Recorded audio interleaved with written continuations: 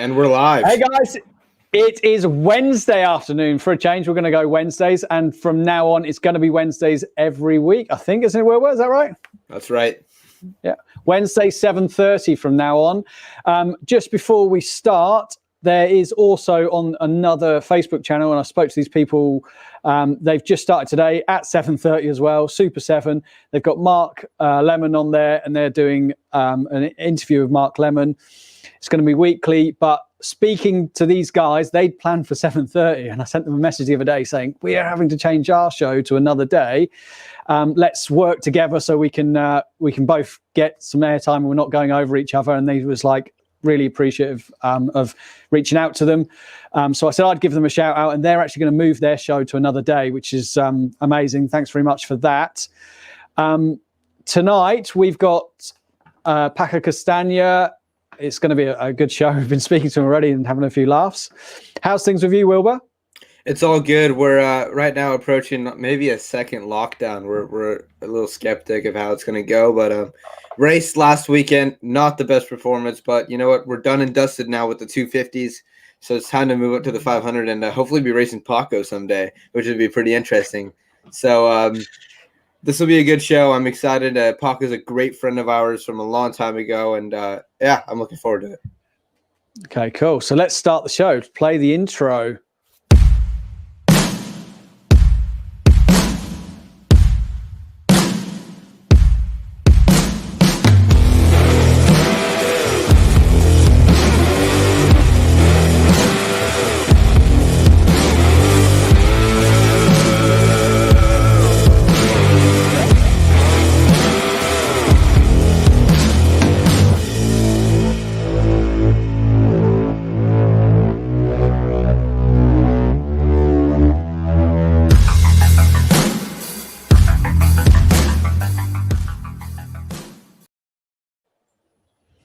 So, ladies and gentlemen, we introduce to you Paco Castagna.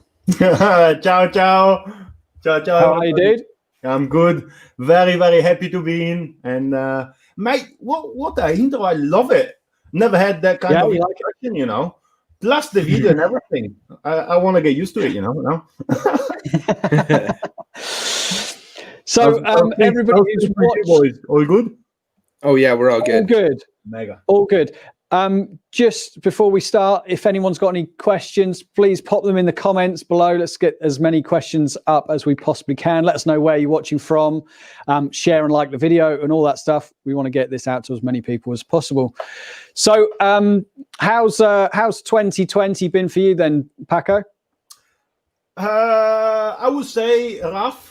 It's the perfect word for it because it's been up and down. You know, I start the year every winter. I go back home, and it's been now 5 years since the last time I went to Australia or somewhere else to race. So I went back home after last year's English season and start working full time. And I got like straight away ready to work and get some money to get the bikes ready. So I kept working. But then this coronavirus started off and kept working because I was working in the family restaurant and, same as always. We kept working for, even the lockdown period, doing some takeaway and stuff. But it slowed down a lot. And then we locked down completely for like 2.5 months. So we stayed in the house for 2.5 months and I went flat out with training because during the last couple of years, I built myself a small gym down in my garage. So I was working out twice a day, studying and doing different things. And I was ready for the season to start whenever the lockdown was finishing. Because back then, he was kind of thinking that in a couple of months it was going to be over. And I kept talking to my team in England and I kept talking to people and they said, yeah, it's going to be over. We will start in June. June came over, nothing happened. July, nothing happened, and it ended up in October, and here we are. Luckily, we started off racing in Italy a little bit in August to September, but I had a schedule of like 45 meetings this year, 50 meetings. Oh, geez. And it was quite a good year this year. I was ready for it, but then I ended up doing 9 meetings. So. Oof. yeah, you can imagine. Then also Poland was racing, so he was meeting people that was crazy fit on the bike, and I did like before the first meeting, I only did one practice, and yeah, it was disastrous. And overall, kept walking and just try to hang in there, and yeah, just spend some time on the bike, but not enough really. It's never enough, but yeah. So you're all ready for next season already then? There's nothing else you need to do over the winter, just train and keep fit? Yeah, I'm very delicate with my bikes and everything. So even though I've done only 10 meetings, I'm just gonna strip them over and walk in the workshop and get everything ready for the new season. And then of course this lockdown thing didn't help a lot with of course you kept training and everything, but it was once I knew that England was going to be over before it started, and Italy was going to be what it was, I stopped eating well and all that. So in October, by the end of the season, I was already putting up the kilos. So now the big task this winter will be to put the kilos down a lot. So yeah, I've got a couple of months to do it, so I'm good. That's awesome. Yeah. It's great to hear. Yeah. Which is the most important thing as well, because you can train twice a day and everything, but once when you are a tall big guy, the weight is the biggest problem you can have.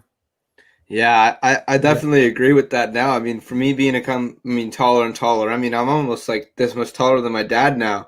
So you're already struggling a little bit, isn't it?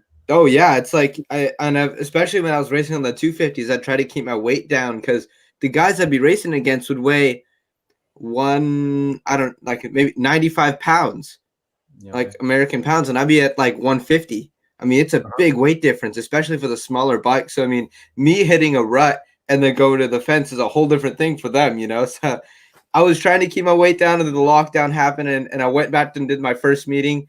2 crappy first heats, and then the last race I like made the start and then like got tired at the end. I was like, oh, this is not good. So I see where you're coming from. I like hearing it, because you're a young guy and you're already working towards it. And I only understood this thing only lately, like the last couple of years, because I didn't really care. I always train hard, like once, twice. I was always training twice a day, but I didn't care about the food I was eating. I mean, we live in the best place for food in the world, and plus working in a restaurant is not the easiest, for me. But I didn't really care about the food, food part of it. But then you think that my biggest rival, let's say in the Italian Championship, is Covati, and in kilos, I am when I'm fit, I'm 74 kilos and he is 55. So that's basically 20 kilos difference on a Speedway bike. That's just insane. That's another thing. So he was passing me on the straights, and I had to like dive bomb into the corners just to make up the speed I was losing just because of the weight. Exactly. So yeah, it's gonna be a hard winter, and I think I'm gonna go for the 10 kilos loss and try that. I see. And watching other riders too. I mean, we spoke to like Ty Woofenden earlier in the year as well. Ty had dropped, I don't know, what did he say? Like 10, 20 kilos? Yeah, a ridiculous amount, yeah. And he's a small guy as well, isn't he? And he's a small guy. And I mean, for my dad, you can say, I mean, my dad's not calling him short. I mean, he has some advantages, but he's closer to the ground if he's gonna fall, I mean, stuff like that. But for him being a little bit shorter, I mean, he has that weight that can help him a lot, and especially in like go-karts. When we go go-karting, fastest guy out there. He's the fastest guy out there. It's crazy. Everyone. I didn't expect it to be that important until I saw it, myself. And it's crazy. It's crazy when you meet people like I know that you've done an interview with Doyley as well, and I'm very close to him, and we are good friends, and we always talk. And I know he's very strict on his weight as well. And nowadays Nowadays, the sport is going insane. Every sport, whatever sport you talk about, every sport is going insane with everything. Everything must be perfect. Like you talk in the 90s, people was getting drunk before the night before the meeting, like every other. Not just the 90s. Yeah, exactly. But back then it was crazy. Everything, they were eating pizzas.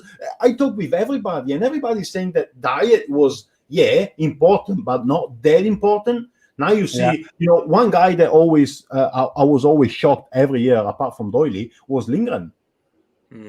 Frederick looks like ill for how lean he is, and you think, can you imagine the hard work he's putting in to do that? Yeah, for sure. He's a big guy too. I mean, he could easily be weighing so much more, but you look at him like, holy crap! And like Maciek Janowski's so slim. He's got the perfect size, weight, I think, and style in Speedway now. Oh yeah, I would love to be that size, weight, and style. That's one guy that. He's also so strong. I mean, he would in Sweden when we'd all have him over, we'd do like arm wrestles, and he'd beat everyone. I mean, we had some big Polish mechanics, and he would beat them. I mean, it's crazy. He's looking very strong. He is fit. Yeah, we had Ty on before, and he was saying about what the young British riders have now with the British Academy is, they're learning about like marginal gains now at like 15, 16 years old. He said, and he didn't learn that till he was well into his 20s. But I think that shows where the sport's going. That you're not waiting till you need it. They're learning it now to get that extra 1 or 2%. But when you have 1 or 2%, all of a sudden you're 20% faster than the next guy. I'm very happy you said it. I'm very happy you said it, because you're talking about something that is very close to me, because, the guys that are organizing that are very close to me, and I'm friends with them, and they've been helping me a lot. And I always told them that people around the world don't realize what they are doing. And riders that are in that academy don't realize the help they have, because I had to pay lots amount of money to learn that myself, and to have people working for you to do that, for free and giving you everything. It's always the same, you always want what you don't have. So but now we were this bike that we've got here, that we're giving this away to a young British rider, and before this next season. And when we was chatting to Doily last week, he was saying, it's all the things that we want to do. So we want to make a load of videos to sort of teach people and get the tips that you might learn later on in your career about setting something up. Maybe we can get some parts and stuff from Paco. Yeah, 100%. I'm into it. So like when because I'm still riding, so you can never tell too much. Yeah. Exactly. Fair point. But like the one thing I always say, like I remember when I was racing and I'd be in the pits and it wasn't going right, and someone would come up to me and they say, "Oh, you're doing this wrong. Your footrest is wrong, and you need to put your seat like this, and your handlebars here." And you go, "Oh, like too much." And you change all these things, and then you go out there and you ride, and what worked for that guy might have been fine for that guy. But you're not that guy. Yeah. So what we're trying to do is to sort of have a little bit more of an understanding of how to set the bike up, so then the person can make their own educated decision on, oh, I should have my bike like this because of this reason, and not because the guy next to me in the pits told me to. I like what you're saying, and the idea of what you're doing already in first place of giving away a bike. That's, to me, something unthinkable. So I really appreciate as well what you're doing, because the idea is forward, if I can say that. We've got lots more to announce, hey Wilbur? But we can't say it yet. We got some cool ideas in the works. I mean, it all is a little bit skeptic right now because of COVID and stuff, but we have some cool ideas that we're going to announce, and I'm honestly looking forward to that. Might be even bigger than the bike. Who knows? Yeah, I think it's bigger than the bike. way bigger than the bike, I think. Congratulations on the idea, because just the idea of helping younger riders to go forward. I really hope that you will find somebody that really appreciate what you're doing, and not gets the bike and say, all right, thanks, see you later. Because nowadays you can find a lot of people that will say, hey mate, thanks a lot for the bike, catch you later, and all right, I'm gonna sell the bike, get the money, and catch you later. While if you get a boy that understands what you're giving him, that's the step forward. You're gonna help him more than you think of. You want to find that person that not many people know about, that gives 110% to be that guy. Yes, for sure. And most of times is always the under the radar rider. Yeah, for sure.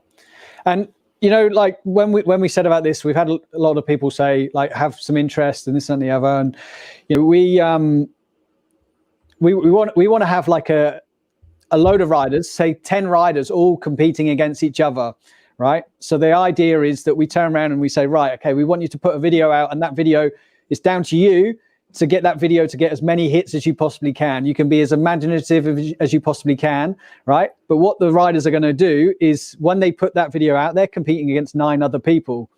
Now, the 9 other people are all going to turn around and they're going to go, I'm going to beat him, and I'm going to make mine more entertaining or whatever. And they want to beat that person because they want to win the bike, right?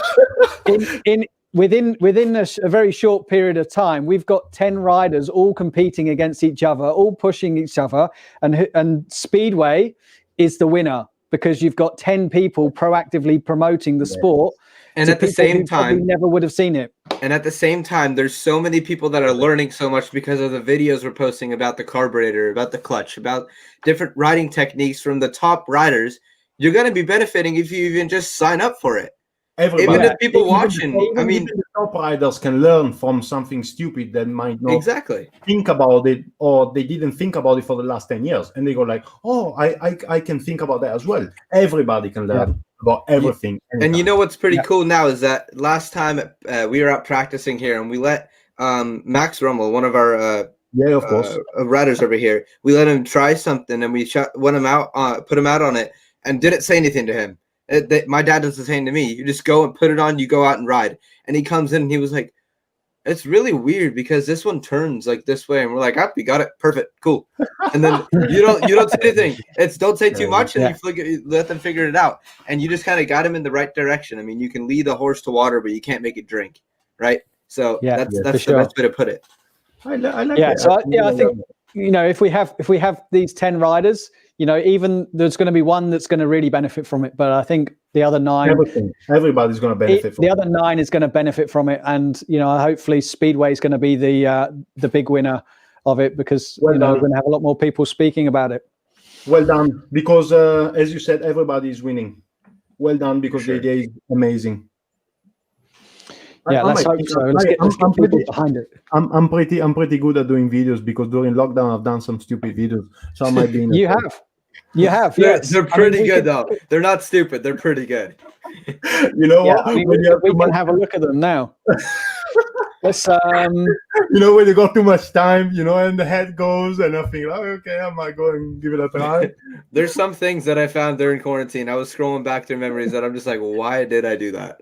Why? You know what? In first place, the idea was just gonna do a picture just to show the new livery. That's it. And I was in the garden, and I was getting, because I didn't, you know, get the nice pictures.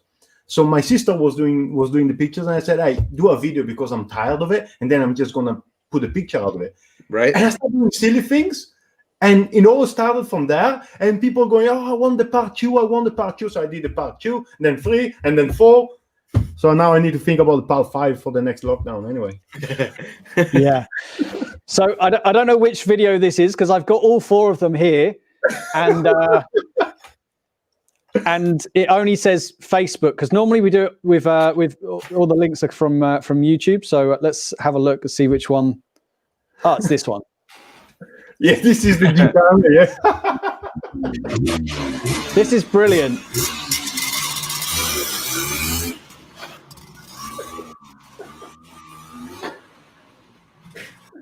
I heard you guys race these. Is that true? Yes, we do. They used to more than there is Italian champ. Well, I'll let you listen to the video, but yeah, they do. They do Italian championship. They do whatever. My father, my I uncle. don't think it's made to jump like that. Yeah. So How do you do that? So basically, this is the Gincana. They call it Gincana. So this is the Vespers, and they do time races on this type of tracks. And my father was racing before Speedway. He was doing this. My uncles as well. But you race all over Italy, you see, with these Vespers. Right. And you jump, you do whatever. So this is a nice story because it's funny because we were in complete lockdown. Yeah, okay. You can do parties. You cannot meet people. You don't know what this coronavirus is. This is already a month and a half in. All right. Yeah. I'm living. All my family are living all around here. So I've got my uncles, my cousins. So we're all living here together. All right. And so I said, okay, we need to be social distancing and all that. But we know we all only been living here, so we were safe. Mm-hmm. And I said, okay, I'm gonna. I've got the car park. I'm going to empty that. I'm going to do the Gincana. And everybody was laughing, So there was about 200 bottles of water. I went to the cones and everything. And I said, all right, we put money, me, my father, my uncle, and my two uncles. And the winner takes it all. So is this this is like a 10 quid bet only, all right? And we went, okay. And it got competitive. Like, oh, okay, I need to fix the Vespa because of this. No, I'm gonna use the other Vespa, and he ended up being a nice awesome day, during lockdown. But yeah. Did your uncle and your dad beat you? Yeah, of course he did. He's the master of it. So but so the craziest thing was that we had some neighbors there because you couldn't make noise, you couldn't do, they heard this Vespa going around, bloody thing. People walking down the street, stopping, say, what are they doing? We're calling the police. No, we're just having like a private party or something. So it was just funny. It was just crazy day. Awesome. And just in the family, Castagna family is like that. We're here in we have a second lockdown at the moment. We're like 2 weeks into the second lockdown. Yeah. But in the first one, we had like beautiful weather for like 3 months. We're stuck in the house. You can go out for like 1 hour a day and things like this.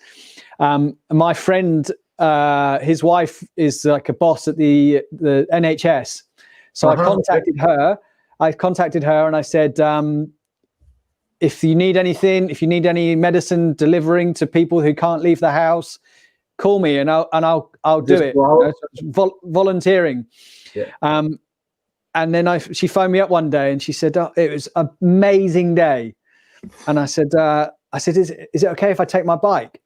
And she went, yeah, she goes, do whatever you want. You're helping us. So I've got Harley Davidson and I take the Harley out, right? And there's not a car on the road anywhere. And I just spend the whole day and I could just see people sat in their garden going like, what's he doing? Like, who's that guy out on his bike? And I'm like, volunteer as well. Yeah, just making noise everywhere with a big grin on my face.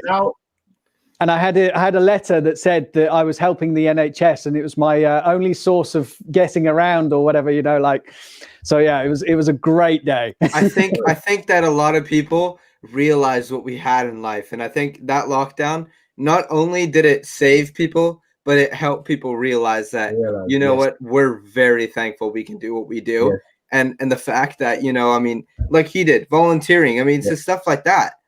And I know some people who would help out at shelters, giving out food and stuff, dressed up in full hazmat suits. Yeah. I mean, you couldn't touch anything and they would come home, crawl through their windows so they wouldn't be exposed to any of their families just to help other people. Yeah. That shows how generous people can be. And you have those people that are going to be, all selfish and stuff. Always. But you know what? Hats off to the people that save and help others. It's awesome. I've got one cousin which is a nurse at the central hospital in Milan. So he's working. He's right in the middle of it, and he's like first line COVID. So he's working every day, and having family in the middle of it, where he's explaining to us what's really happening. You realize many more things than you listen on the TV. Yeah, for sure. Right.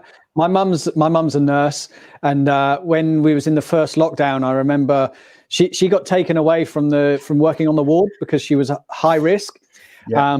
But when it first happened, and there was people like, one day, it's literally one day, one person had it. Within 3 days, they all had it. Yeah. Every bed, and then. I remember coming home, and I've only ever seen her cry like she did that day, like one other time, and she was like sobbing in the house, and I was just like, "Whoa, this is crazy." Yeah. And then you speak to your friends, and they go, "Oh, it's a fake virus," and I'm like, "That's dude, are you serious?" I've just, making me crazy. People have their opinions, but we have people that when you play with people's lives is always, not nice. Yeah. Your family, you lost some family members through COVID? We lost only one of my father's aunties. She was not too old, but she lost her life because of COVID. But that was the only one. I've got a couple of family members which had it, but they were all asymptomatic, so they were okay. But I've had so many conversations with so many people about it, and it's like, if I can wear a mask to save another person's life, because I'm very fortunate to call myself a healthy person, very fortunate. But I have, for example, my mom. My mom was going through chemotherapy and stuff like that. She was very low immune system and stuff like that. And to wear a mask to save another person's life is the least I would do. It's a small thing to me. So where I work now, my actual job now, I've got 2 jobs now. Where I work now, I do 9 hours in a company where I measure temperatures for all the people coming in. So they've got like 190 people working in the company, and I've got to list down all the people that goes in, check the temperature, apart from other like office jobs, whatever. So I see every day 200 people. Like I've got the mask on every day, like shitloads amount of hours, and I've got somebody that sometimes coming forgetting the mask or not want to wearing the mask. The first thing I say, it's not I'm using my mask in the respect of you, and you gotta do the same, because if you don't wear, I'm the first one who's getting it. It's a very, very dangerous line. I know it's stupid to wear just a mask, but as you said, you save people's lives. But let's talk about something better. Yeah, let's talk about more positive. I'm getting that. Well, we got chicks. What's going on? I seen your dad's post the other day. He put a post up saying having the difference between young boys and a teenager, and he pans across and you're just on your phone. And I said, oh yeah, he's just texting all his chicks. Oh yeah, that's probably true. Good boy. That's I saw a comment coming up of Hashtag saying hi to Limoncello. Oh yeah. Ciao Ash. There Ciao, he is. Boy. Long time not He's seen. So is Ash going to send me some engines, or what are we talking here? I'm waiting for my 5 engines. He's supposed to sponsor me, but so No, he spoke to him the other day. He said that he was going to send them to you. Yeah. I'm waiting for the 5 engines, Ash. No, I thought he said 6. He said 6. Yeah. And then he said, I think he said to add on some for me, like just to make another trip to the US. Yeah, maybe. We'll see. Yeah. Let's see when he comments in a minute. How long is it going to take? In a minute. Yeah. Dad, guess what I did today? I made a sponsor. Look at that. Oh, Paco. Ciao, boss. There you go. So Paco, where in Italy is it that you live? I live up north, about an hour away from Venice. It's up northeast. My province is called Vicenza. and it's a pretty big city as well. Where I live, it's a pretty nice place because I'm close to the mountains and sea and lake as well. I was going to say I went skiing in a place called Sela Nevea. Is that close to you? Well, it's on the Slovenia border. Yeah. Okay. So it's about 2.5 hours away from me. Probably. Okay. I'm close to Venice. Venice. Anyway. What's that? I'm close to Lake Garda. Anyway, so I'm okay. I'm like 40 minutes from Lake Garda. So the area is very close. Oh, cool. Yeah. It's a cool place where I live. Many riders that came. I'm close to Lonigo, so many riders used to come here as well to practice start of the season. But as well, they come here just to go on cycling and stuff like that because where I live, we've got a lot of mountains and stuff. So, do you do a lot of cycling? I hate it. Oh, really? I completely hate it. I completely hate the bicycle, and I've only done some cycling. Just a little bit, but I just because I hate cyclists, in the middle of the road. I wouldn't say I would run them over because I would be very rude, but sometimes they really make me angry. So one thing I did, I put my bicycle down in my garage and I only cycle in front of the TV. I only did that because I don't want to go on the road. No, but same as everything, there are the bad and good. So it seems like that I'm always thinking I've just recently got into like cycling a lot, and I got a new bike and stuff, and here it's awesome to go because you can go like all the time. Nice. Very fortunate for that, by the way. And I mean, it's a great training for me, and I like it. And you could go sightseeing and clear your head too. If there's a lot of stuff going on, you can go out. And same with surfing. I do a lot of surfing too, and that's another way you can just go out there and clear your head and be for yourself a little bit. Yeah. I like cycling down in the garage because I've put a TV in front of it and I watch old Speedway meetings. So I study when I cycle. I do like 2 hours in the bicycle and I just study. Oh, that's awesome. Yeah, I'm flat out with it. Yeah.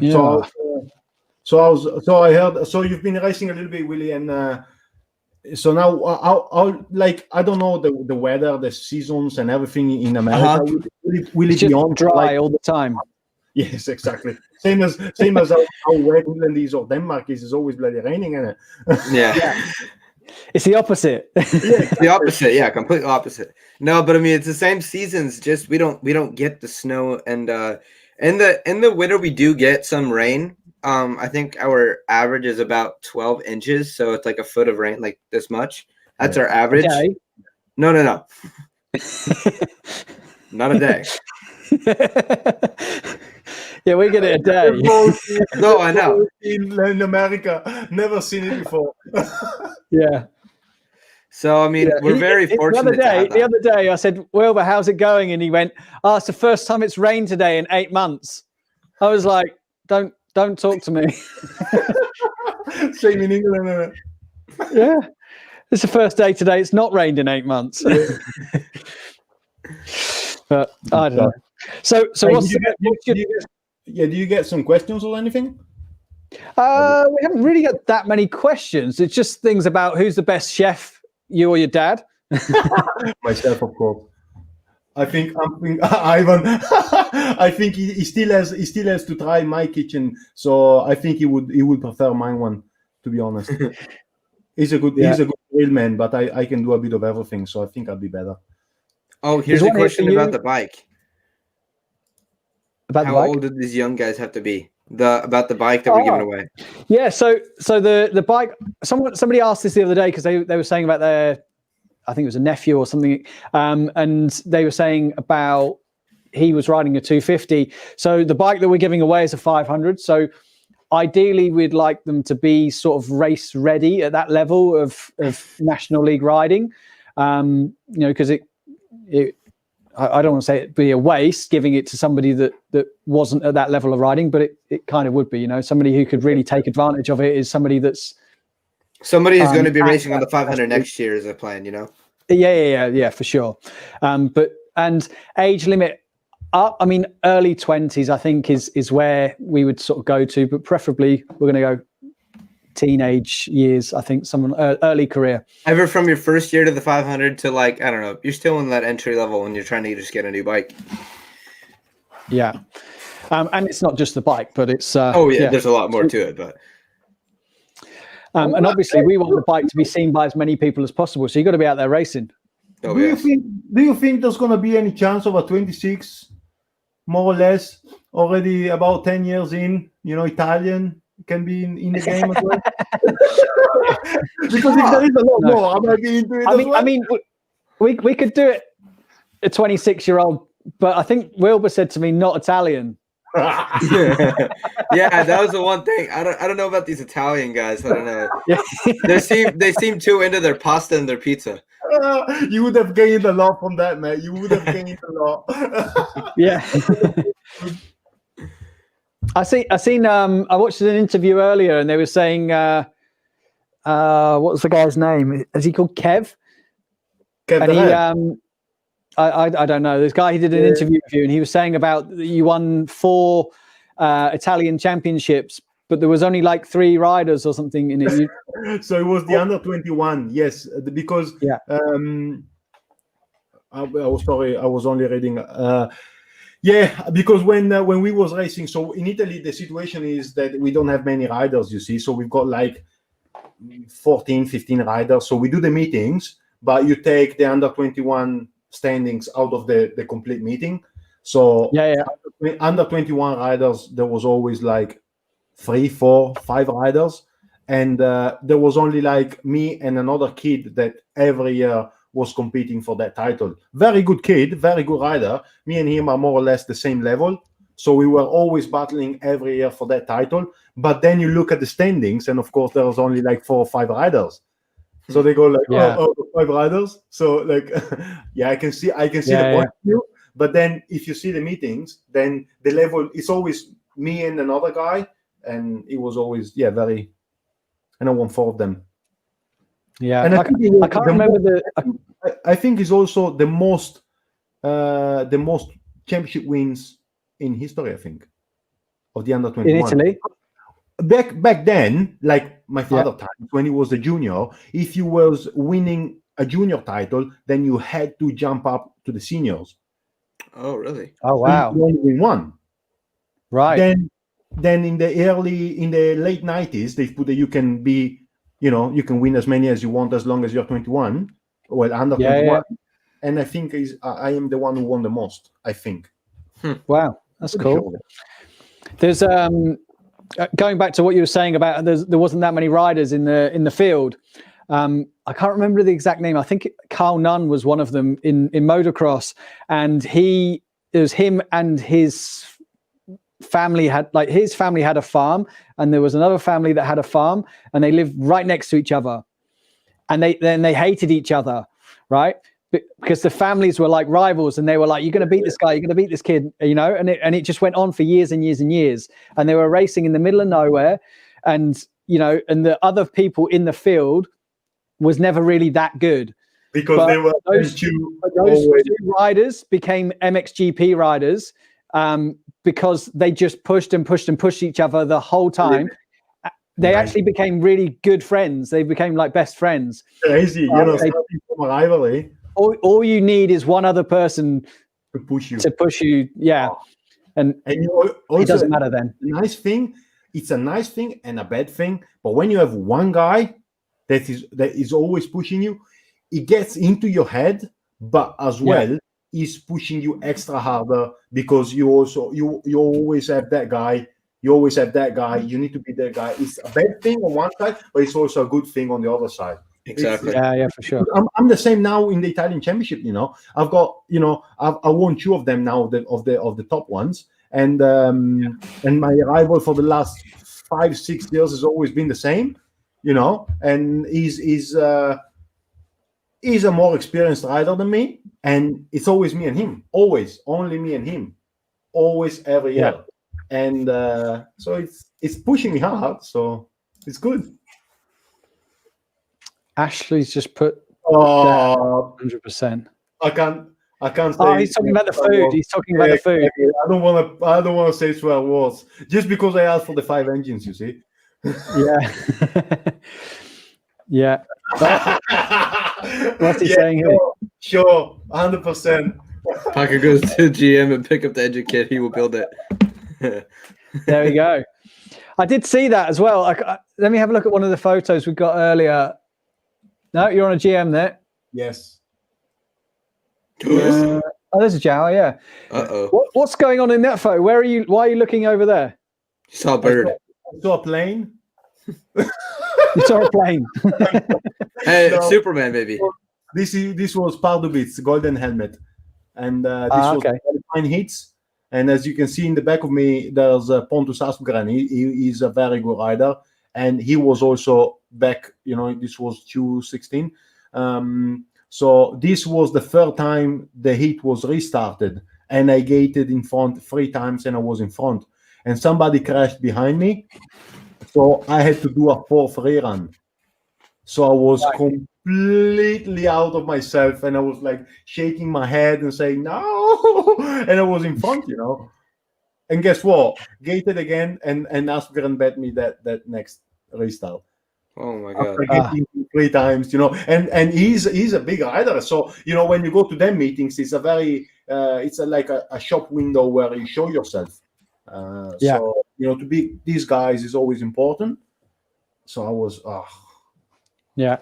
So going back to the Jawa, there's not many riders on the Jawas anymore. Yeah, I've been Java family for 8 years, I think, and then I had to jump to GM because I felt I needed a change. But more than riding wise, it was head wise because I know the difference between the 2 engines. And I know where the problem is after speaking with many people, Hashtag as well. But you get to a point where you're always behind, head as well. You go into a meeting where you're the only one with Java. I know it's it can be a good thing, but when you're not making the result every time, you get you need a change. And I jumped into GM and I found myself a bit more comfortable with it. And I start, exact thing. I start winning a couple of meetings as well, start going good. And I said, okay, I'll just jump to GM. The problem is that, when I was with Java, they were always helping me a lot and they were sponsoring me a little bit.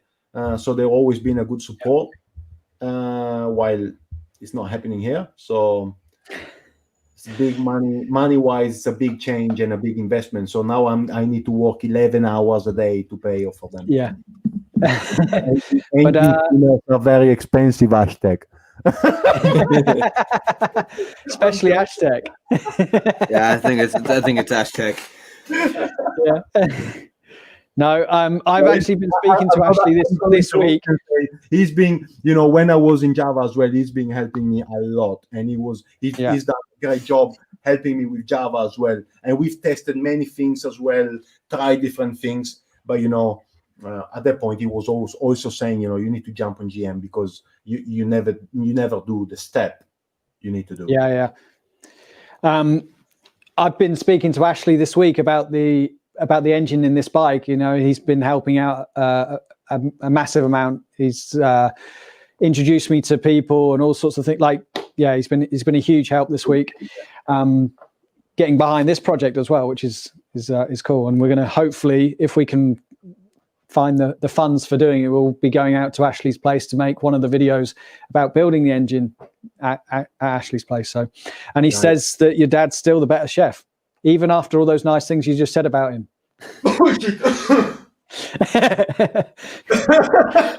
Just because he didn't try my food, or they all talk before until they try my food. No, he's a good chef. He's a good chef. Yeah. He knows how to cook the meat on the grill. So your racing career was quite old before you started actually racing Speedway. Is that correct? Yes, because we're in Italy, the movement of Speedway was big in the 90s, and then it started going down and down and down. My first meeting was at 16. Okay. If you think about it, at 16, first ever meeting. I was only, it was only like a year and a half. I was on the bike, 2 years, racing Right. 125s or 250s 10 times a year. And then at 16, I did my first meeting. And from there, I started and only doing 10, 15 meetings a year, every year, until I went to England. And the first ever full year I've done in England, doing more than 40 meetings in a year, was last year. Wow. So up to 2018, I've never done more than 25 meetings a year. Wilbur, how many meetings have you done before you were 16? In Europe, my first full season on the 85cc class, I think I did around 22 meetings. to hear him, and he still isn't 16 yet. The good thing about it is, for him, is that when you're a kid and doing meetings, you learn so much because you're like a sponge and you get everything in. Like for me nowadays, I work double as hard as anybody else because I'm still learning things that I've never learned when I was a kid. So it's like basic stuff, sure, which I still need to put in place to get better. So like I go a full day testing and practice on basic stuff, like starts, style-wise, basic stuff, because I've never learned it before. I've posted a picture the other week about going into the corner with the leg in between like the handlebar and my body. It was a problem I had since I started racing, because I always had that kind of problem, couldn't try, couldn't practice a lot. So I still have that problem. I'm just solving it now. And I'm 26. Yeah, sure. Trying to go in the big scene of Speedway and break through, So, sometimes the hard road make it sweeter at the end. So we'll see. How was it with your dad having, how much of your dad's career do you remember? A lot. Well, not too much, but at the end he was still racing, you see. So even he retired in 2001, he still raced after, like some local meetings and stuff like that. And those years I was mechanicking for him a little bit, like helping him a little bit. Right. Okay. So I still remember everything, and I was like capturing the moment, and I still have it here. But I wish I could have seen his top years between 89 and 93. Those 4 years, he was another level. Yeah. So I remember seeing him racing for Reading, like back in the day. Like I remember seeing him a few times, and I'd seen him in the Grand Prix. He did a couple of the Grand Prix. Yeah, but and then this was the end. So he wasn't into it. I think into it flat out as he was in the World Finals. You watched the World Finals. I didn't remember him then because I was too young. But I remember him when he was at Reading and things like that. And I remember going to a meeting. I think he came to Exeter, and I was just like, oh wow, it's Paco Castagna, because I remember him off the TV, and he was like one of the first TV, Speedway riders I've seen. Yeah. I got a message earlier I just realized this a minute ago when I just said about Reading. Phil Morris said, can you ask him a question from me? Why he doesn't wear glasses anymore? Because thanks to him as well, I did an operation to take my glasses off, because riding wise was always a problem. You can't see it, but I've got a bit of a scar here as well, because I crashed once and the glasses broke inside the helmet and the lenses cut me right here, and luckily didn't go inside the eyes. So at that point, I said I needed to do everything that I can to get the operation done and take the glasses off, because it's too dangerous. Plus, you was going, you got helmet. I wear a bit of everything when I ride. I'm a bit of a, so plus the glasses on, too much of a mess. I said I need to get the operation done. So I went to England and get the operation done. Wow, now it's like 2.5 years ago, I think. And I stayed with him as well. Yeah, he said you come to England. Was it like half the price or something like that? Yeah, he had me along with that. Yeah. He's good. He's good with dealing as well. So he helped me a lot. That was a good, very big help, Uncle Phil. I just clicked the same one. Ashley said, all joking aside, Paco had to do it the hard way. Really pleased things are working out for him. He keeps his right leg on the. If he keeps his right leg on the foot peg, he'll be all right. Yeah, still working on it. You see, I found a photo earlier of you, and you look like you're just getting off the bike. You're just like not even on the bike at all. And sometimes I forget about the basic important stuff, like even Greg's always say, right leg on the foot peg is very important, but sometimes I forget about it, and I just throw legs out. Excited. Yeah, I just throw legs everywhere. I'm in the middle of the so great. Yeah, excited. Just a picture, like this. I like this one. Yeah, I like the wheelies a lot. But you see, now I've learned another thing. This year I've done 3 wheelies all year, which I used to do wheelies every other day, every meeting, winning, no winning, I was doing wheelies, but you only wheelie when you celebrate. So I only won 1 meeting this year, and I've only done 1 wheelie. So I might have a bit. I need to practice more. So can you explain what's going on in this photo? Yeah, so I nearly broke my knee here because look at his eyes. He looks scared. Look at his eyes. Yeah, I knocked him off. No, I'm joking. He was trying to pass me around the outside in Gorican, and he hit a lot of dirt, and he went into the fence, and the bike went back into the straight. The funny thing is, apart that I nearly broke my knee, but your dirt deflector is sticking right up behind your. He bloody broke the thing. His bike went in the middle of the straight, hit me on my right side, broke my dirt deflector, which cost a bloody fortune. And he broke everything, and he didn't even come to say sorry to me. He seems like a good kid, like he didn't even whatever. And the funny thing is that my dad broke his femur like that because in the world final in Poland, Nielsen knocked off Knudsen, and the bike went the same way into the straight, hit him on the side, and broke his femur and knee. There's a video on YouTube. I think it's 86. Same way. Yeah. And luckily I had the good knee braces and I didn't break anything. Yeah. Well.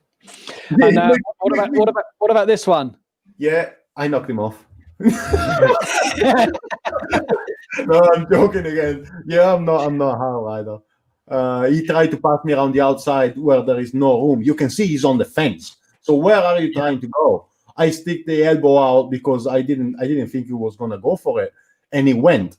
And he stayed on the bike, and I crashed in the middle of the straight in Prague, and up to the entrance of the corner. It's a bloody long way, So I crashed in the middle of the straight, and I ended up in the entrance of the corner. I stood up because luckily I didn't break anything. Mechanic came to pick the bike up, and I went straight to him and I said, "Welcome to the black book." Welcome to the black book of the people I need to knock off now. Yeah, I didn't like it. Because also I destroyed 1 bike as well. So, it's always about that. Yeah. It's always about the bike you bend and forks and diamonds and money you waste because of other people. And that makes me angry. Also because I never knock off people. I should do it more. But talking about breaking other people's stuff, how's the engine that you rode at the weekend, Wilbur?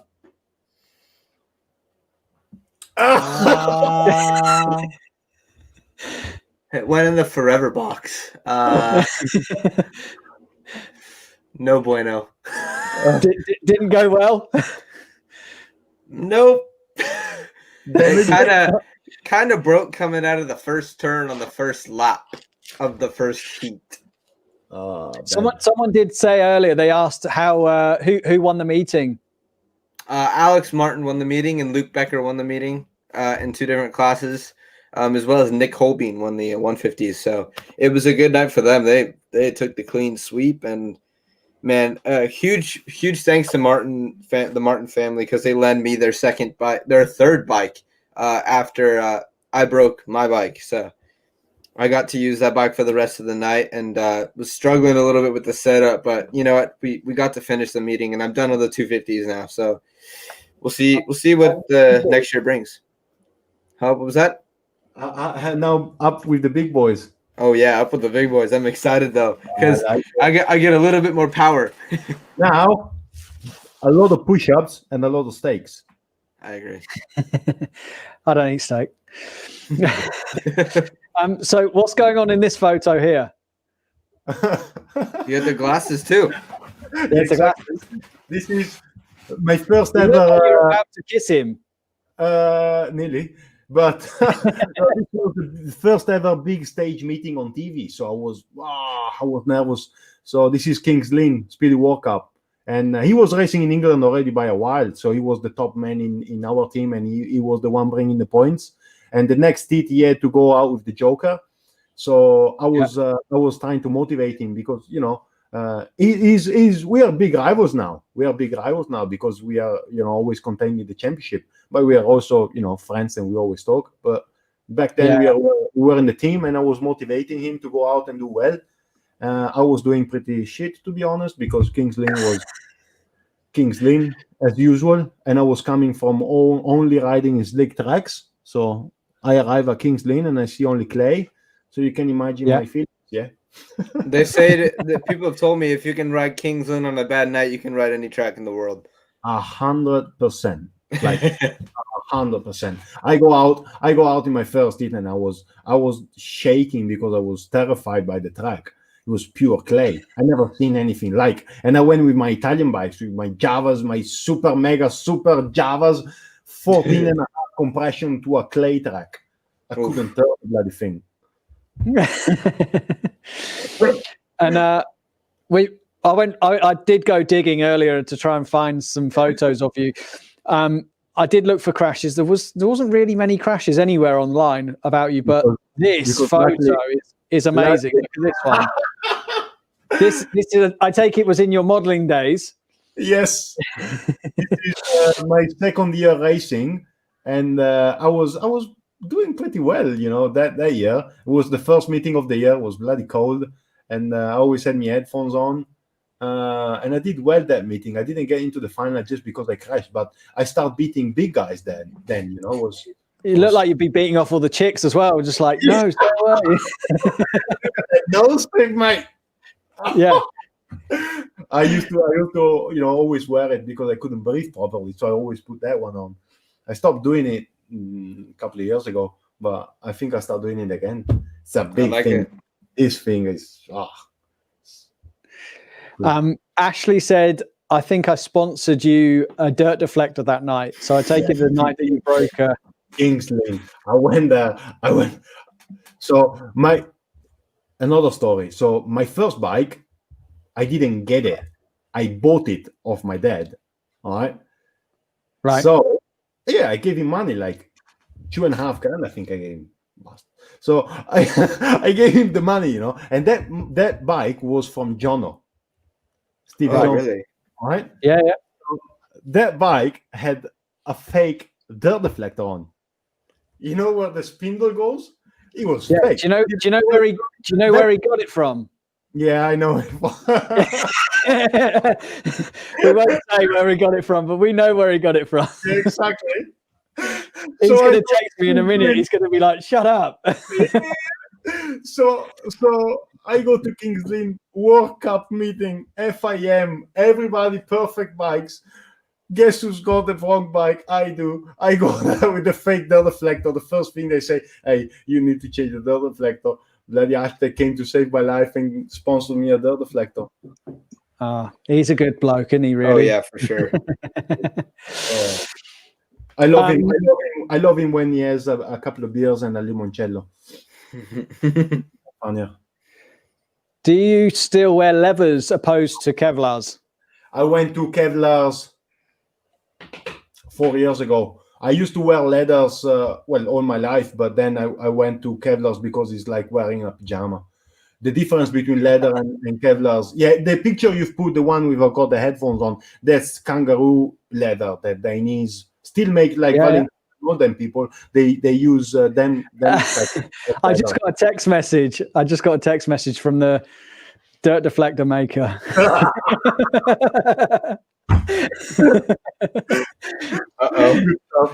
He's watching. So yeah, I stopped using leathers and I went to Kevlars. It's like wearing a pajama. It's too comfortable. Yeah. And, I love the Kevlars. They're so comfortable. Yeah, it's crazy, and the way I changed riding since I used the Kevlars is crazy, because back then I was so stiff on the bike. Now I can move much more, and it helps you a lot. That's why I'm putting eyes, legs everywhere. That's because of the Kevlar. I couldn't do it with the leathers, you see. So we just hit over an hour. It's been good, but I want to talk about this. So in this video, I think it's this one. Let's have a look. Videos are always tough. No, that's the wrong one. We'll go. I mean, this one's a good one. I mean, if anyone who hasn't seen this, is there audio? No, I don't think there is. 2 seconds. Did it go away? Let's do that again. Too much time. Well, I liked it. I like doing it. I think people went crazy for it. I don't know why. I like this is a video that I wanted to show. Yeah, this is a good thing. This is a. So who's are all of these bikes? I'm gonna tell you the story because I don't know if you can hear the music behind. I just wait for you to finish. Can you not hear the music? Yeah. I'm just gonna shut up so they listen to it. Okay.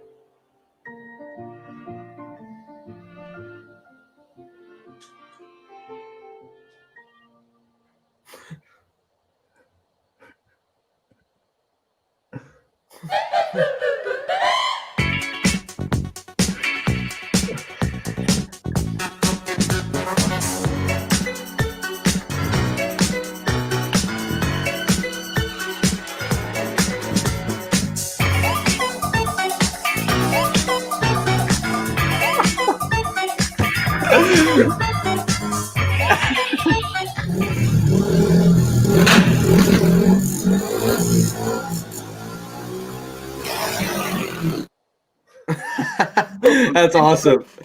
This place is one of my mates. He's got a workshop and he's buying and selling bikes. He's got this big workshop where maybe I hope there are gonna be new sponsors next year. I'm still trying to be up his ass. So we'll see what happens this winter. But they've got like the last month they had 110 bikes in his workshop between buying and selling, and they've got like cafe racers, Harley Davidsons, Buell. Yeah. In the back there they had a Norton Wasp sidecar. It's like crazy bikes and he's also dealing with like Land Rovers, Defenders and stuff like that. So they had this place. And he bought one of my Speedway bikes to put in his house, and so I went there and I said, "Should we make a video together?" People went crazy for it. It went over 50,000 views. It's crazy. No way!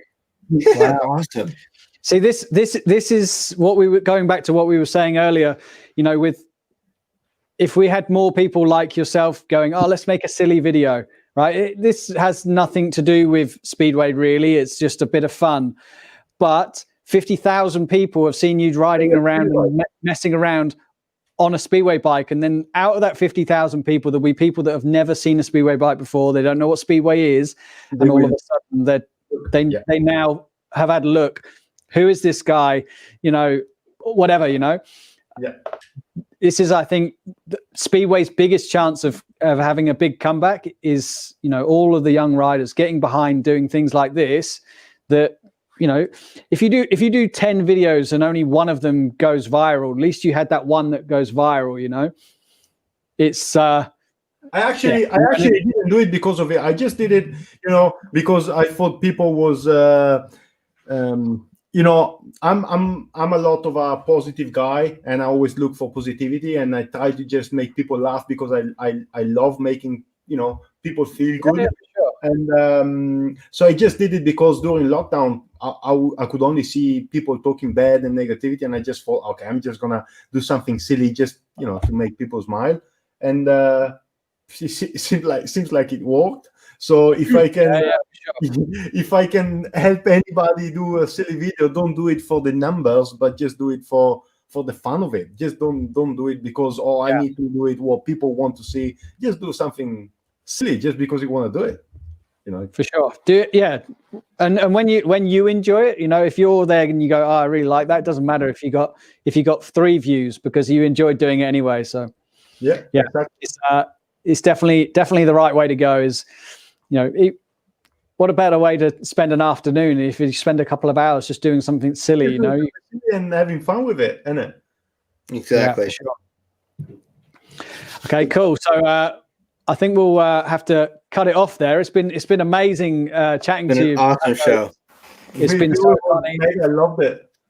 And we'd love to get you back on another time, and maybe we'll get you on and we'll talk technical stuff about the bike and things like that. And be great. Always. Brilliant. Stay on back, and we'll talk to you after the show. Yes, stay there, and we'll come and speak to you just straight afterwards. Okay. Oh. Ciao. Cut him off before he was supposed to. I think that was a brilliant show. It was really quite funny, and it was awesome. Yeah, we had some cool laughs. For sure. Did you get a text message back from the person we spoke? Oh no, I think you did. Did you get a text message back about next week's show? He said weekends. That's what it was. Oh yeah, he said weekends. Okay, weekends. We'll sort that out for another time. We're gonna look into that. But everyone, make sure that you tune into XSRA in a couple weeks. Here we have the North American final. All the best riders in the USA are going to be racing for a chance to go into the GPs. It's going to be a GP Challenge qualifier. It's an awesome race. We have the best riders up there: Brock Nickel, Luke Becker, Gino Medeiros, hopefully Billy Gennaro. It's going to be a great night of racing. For you guys, it's going to be early morning. I'm not going to be racing. I'm going to be doing some commentating on the live stream, actually. Sitting this one out, so it's going to be awesome. Make sure to tune in xsra.tv. And enjoy. Yeah, wicked. So tune in next Wednesday 7:30, and if you have watched our show, make sure you go over and check out the other guys at the other thing that was going on tonight, and they're going to change their show to another time during the week, which we really appreciate. And just before we go, because I completely forgot the very beginning of the show, I want to say a massive thanks to Ian Jordan from SP2A Speedway, who has helped us out a massive amount with the bike and with just helping out with the show for like ad spend and things like that. So thanks very much to Ian. And we shall see you next Wednesday. Peace. See you later. Bye.